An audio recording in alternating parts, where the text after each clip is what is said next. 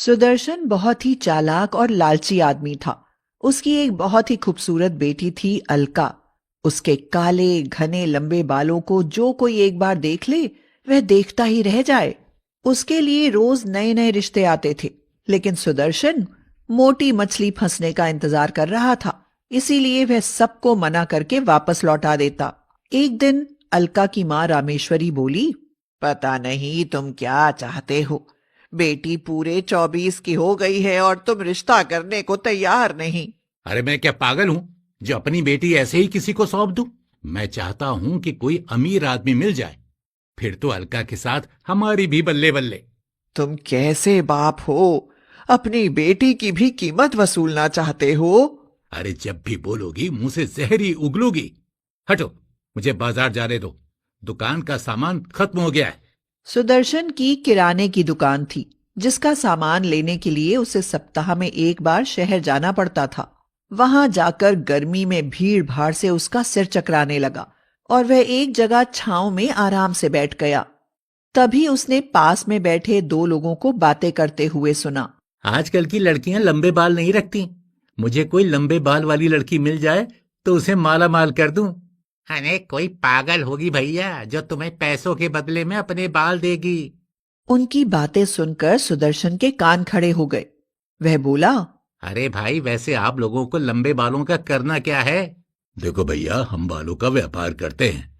लंबे बालों को इकट्ठा करके हम विदेश में बेच देते हैं, जिसकी हमें अच्छी खासी कीमत मिलती है। जितने लंबे बाल उतनी ज्यादा कीमत। क्या तुम हमें लंबे बाल दिला सकते हो? सुदर्शन ने सोचा कि अगर वह अलका के बाल बेच दे तो उसे भी बहुत सारे पैसे मिलेंगे, लेकिन वह सोचने लगा कि वह अलका के बाल काटेगा कैसे। सुदर्शन ने उन्हें समस्या बताई कि बाल तो हैं, लेकिन उसकी बेटी उसे बाल काटने नहीं देगी। उन लोगों ने बताया कि उनके पास एक ऐसी दवा है जिसे छिड़कते ही सारे बाल अपने आप ही सिर से गिर जाएंगे। सुदर्शन बहुत खुश हुआ और उन्हें अपने साथ अपने गांव ले गया। वहां जाकर उसने आवाज दी, अलका, अरे कहाँ हो बेटी? देखो, शहर से तुम्हारे चाचा आए हैं। अलका और रामेश्वरी बाहर आईं। अरे जानती हो, ये लोग अपने ही गांव के हैं। बहुत साल पहले ही गांव छोड़कर चले गए थे। आज शहर में मिल गए तो साथ ले आया। आप लोग बैठो, मैं चाय बनाती हूँ। नहीं, चाय रहने दो, तुम खाना बना लो। रात हो गई है, सुबह इन लोगों को जल्दी निकलना है। खाना पीना खाकर सब लोग सो गए। अलका के सोने के बाद सुदर्शन ने वह दवाई चुपके से उसके सिर पर छिड़क दी। कुछ ही देर बाद उसके सारे बाल झड़कर नीचे गिर गए। सुदर्शन ने उन लोगों को अलका के बाल दिए और उनसे बालों के बदले 20,000 रुपए लेकर उन्हें दिन निकलते ही वहां से भेज दिया। सुबह जब अलका उठी तो उसका हाथ उसके सिर पर गया। अचानक से खुद को गंजी देखकर उसकी चीख निकल गई। उसकी चीख सुनकर सब लोग वहां दौड़े हुए आए। माँ, मेरे बाल! मैं मैं गंजी कैसे हो गई माँ? अरे, ये मेरी बच्ची के बालों को क्या हुआ? हाय, मेरी बच्ची गंजी हो गई। जिसका डर था वही हुआ। मेरा सपना सच हो गया। सपना? कैसा सपना? मुझे सपने में एक साधु दिखाई दिए जो कह रहे थे कि तुम्हारी बेटी के जल्दी ही सिर से बाल गायब हो जाएंगे और उसके गंजी होते ही उसका भाग्य बदल जाएगा। उसे राजा जैसा पति मिलेगा और वो पैसों में खेलेगी। अलका रोते हुए बोली, मुझे नहीं चाहिए पैसा, ना चाहिए राजा जैसा पति। मुझे मेरे बाल चाहिए। मैं गंजी हो गई और भला गंजी लड़की से कौन लड़का शादी करेगा? गंजी होकर अब मैं बदसूरत दिखाई दूंगी। अब तो मुझे मर ही जाना चाहिए। ना लाडो ना, ऐसे दिल छोटा नहीं करते। क्या पता भगवान ने कुछ अच्छा सोचकर ही तुम्हारे बाल लिए हों। अलका के दिन रात रो रो कर गुजर रहे थे। उसने शर्म के मारे बाहर निकलना ही छोड़ दिया था।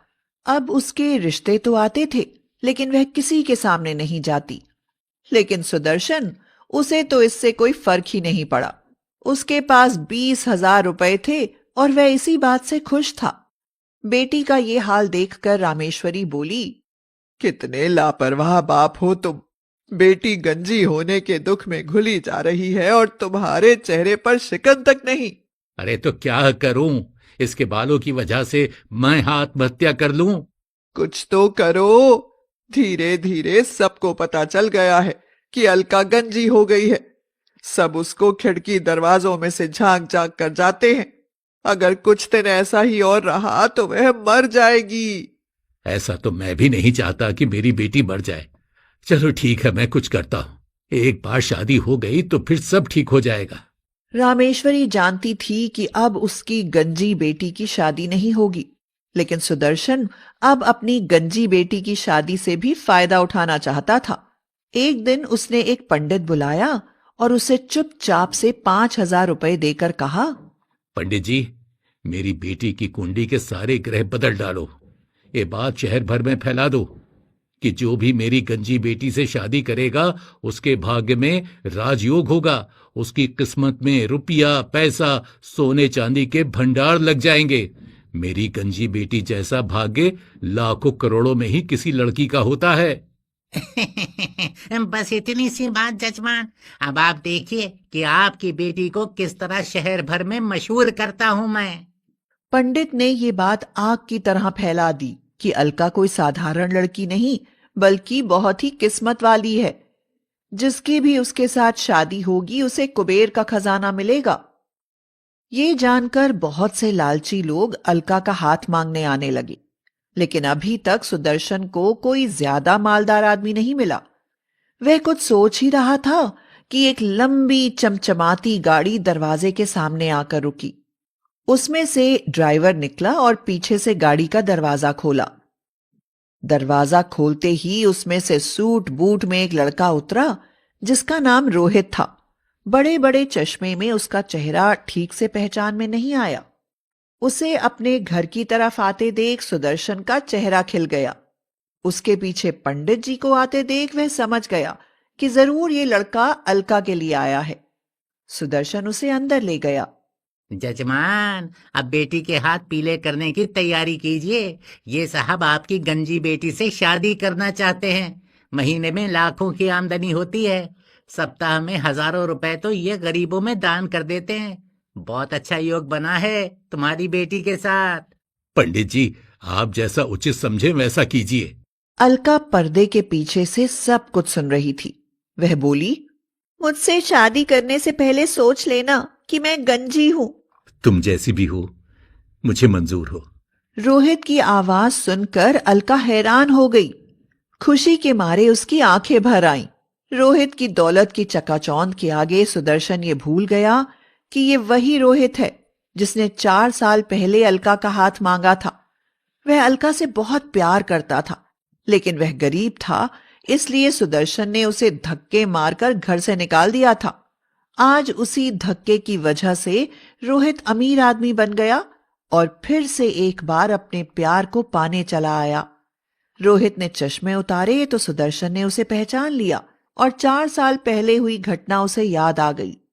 लेकिन पुरानी बातें याद करके वह यह सुनहरा मौका हाथ से नहीं जाने देना चाहता था। अरे रोहित, मुझे यकीन था कि एक दिन तुम जरूर बड़े आदमी बनोगे। शादी में मुझे ज्यादा तामझाम नहीं चाहिए। मैं आज ही शादी करके आपकी बेटी को अपने साथ ले जाना चाहता हूं। कुछ ही देर बाद रोहित उन्हें गाड़ी में बिठाकर मंदिर में ले गया और वहां जाकर उसने अलका से शादी कर ली। सुदर्शन के लालच की वजह से उसकी बेटी गंजी हुई, लेकिन गंजी होने की वजह से अलका का खोया हुआ प्यार उसे वापस मिल गया। अब उसे गंजी होने का कोई दुख नहीं था। कुछ समय बाद अलका के सिर पर फिर से बाल आने लगे। रोहित और अलका अब बहुत खुश थे।